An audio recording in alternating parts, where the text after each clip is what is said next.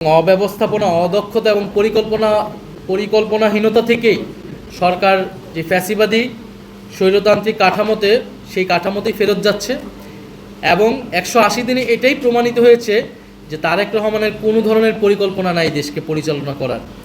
শুধুমাত্র ক্ষমতায় বসেছেন এবং পুরনো পরিকল্পনা অনুযায়ী, ফ্যাসিস্টদের পরিকল্পনা এবং নীতি অনুযায়ী তিনি দেশকে পরিচালনা করছেন, দেশকে ধ্বংসের দিকে ধাবিত করছেন।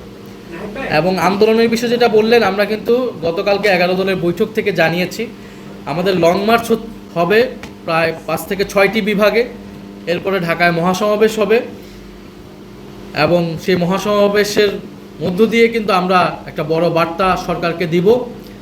এরপরে আরও কঠোর আন্দোলনের যদি প্রয়োজন হয় সেটার জন্য আমরা ঘোষণা দিব। পাশাপাশি জাতীয় নাগরিক পার্টি এনসিপিও কিন্তু তার সক্ষমতা অনুযায়ী কিন্তু উপজেলা পর্যায়ে, জেলা পর্যায়ে এবং মহানগরগুলোতেও কিন্তু কর্মসূচি অব্যাহত রেখেছে। লোডশেডিং কিংবা ঘরের বাইরের তীব্র গরমে ওয়ালটন রিচার্জেবল ফ্যান থাকলে থাকবে শুধু বাতাস আর বাতাস। আমরা মনে করি বিরোধী দল হিসেবে আমাদের জোট এবং বিশেষত এনসিপি একটা দায়িত্বশীল ভূমিকা গত 6 মাসে পালন করেছে।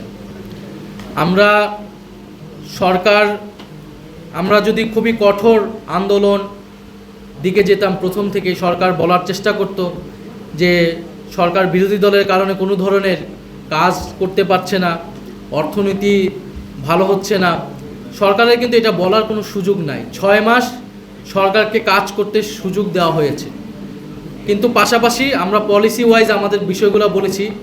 সংসদে 2টা অধিবেশনে কিন্তু আমরা সবগুলা বিষয় ক্রমান্বয়ে তুলে ধরেছি। এছাড়া বাইরে আমরা কিন্তু গণতান্ত্রিকভাবে, অহিংসভাবে আমাদের কর্মসূচিগুলো কিন্তু আমরা দিয়ে রেখেছি। ফলে আমরা মনে করি যে খুবই রেসপন্সিবল আচরণ করেছি বিরোধী দলের জায়গা থেকে এবং আমরা প্রত্যেকটা বিষয় ভেঙে ভেঙে, আজকে প্রেস ব্রিফিংয়ে আপনারা দেখবেন যে আমরা সবগুলা বিষয় কিন্তু তুলে ধরেছি জনগণের কাছে আপনাদের মাধ্যমে।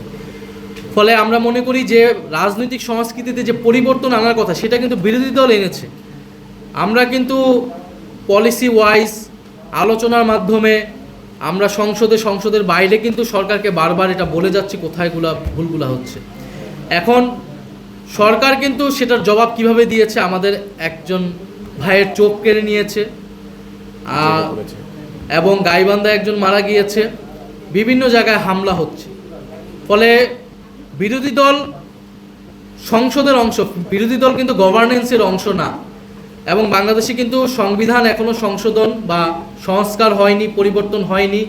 বিরোধী দলকে আরও বেশি ক্ষমতায়িত করার যেই পরিকল্পনা ছিল জুলাই সনদ অনুযায়ী, সেটা কিন্তু এখনও হয়নি। ফলে বিরোধী দল কিন্তু সংসদেও অনেক দুর্বল, সেখানেও আমাদেরকে কথা বলতে দেওয়া হয় না।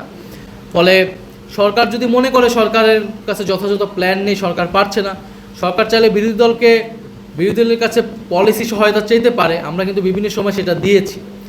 ফলে এই যে প্রচারটা যে বিরোধী দল আসলে ব্যর্থ, বিরোধী দল দুর্বল, আমরা মনে করি এটা সরকারের ব্যর্থতাকে ঢাকার জন্যই এই প্রোপাগান্ডাটা করছে। আমরা বলতে পারি বিএনপি গত 16 বছর কিন্তু ব্যর্থ একটা বিরোধী দল হিসেবে বাংলাদেশে ফাংশন করেছে। ফলে আরও 6 মাস যাক, 6 মাস যাওয়ার পরে বাংলাদেশের জনগণ বা আপনারা এটা দেখবেন যে বিরোধী দল কতটা সফল।